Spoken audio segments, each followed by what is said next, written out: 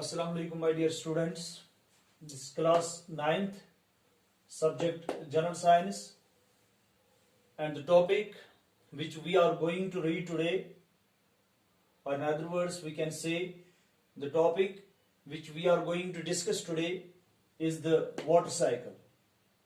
In the previous class or in the previous lecture, we have discussed in detail the water pollution, effects of water pollution, and the importance of water. Now, so far as this topic is concerned, that is water cycle, I had mentioned over here, the water cycle refers to the continuous movement of water from the sky to the ground and then back again. The water cycle can be divided into different stages. Here we will explain that it is actually the water cycle is the movement of water from the sky up to the surface of the earth, and then from the surface of the earth it travels back into the atmosphere in a cyclic manner. This is known as the water cycle. This water cycle involves different stages or different processes. These processes are mentioned over here. One is here evaporation. Now, before discussing this, we should know what is the meaning of evaporation. Evaporation is actually the process by which the water gets converted into vapors. Now there is question, how this water changes into vapors?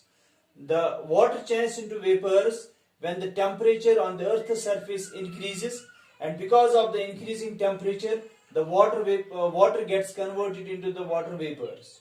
So I mentioned over here, water from the earth evaporates into water vapors and travels up to the atmosphere. That means the water vapors so formed because of evaporation travels into the atmosphere or passes into the atmosphere. Second process involved in this water cycle is here condensation. Now, what is condensation? Condensation is the condensing of these water vapors into smaller water droplets. Here I had mentioned the water cools down and forms clouds up in the atmosphere. Now, what is condensation? In this process of condensation, the evaporated water, or in other words we can say the water vapors which are formed because of evaporation, they move into the atmosphere, and these water vapors later on gets condensed when the water cools, because the higher we go the cooler it is, the deeper we go the warmer it is. When we move upwards, the temperature decreases.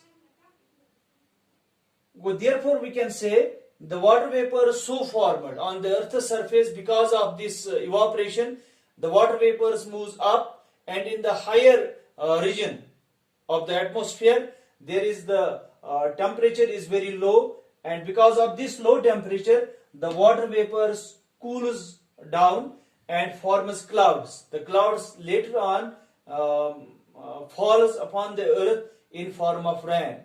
And therefore, we had completed this, how this water travels from the surface of the earth up to the atmosphere, then how the clouds are formed. These clouds later on falls upon the earth in form of rain, and in this way the water moves from the surface up to the atmosphere, then it comes back on the surface of the earth. But this is known as the water cycle. The importance of water, we have already completed that. In the next lecture we will discuss another topic of the same unit. Till then, Khuda Hafiz.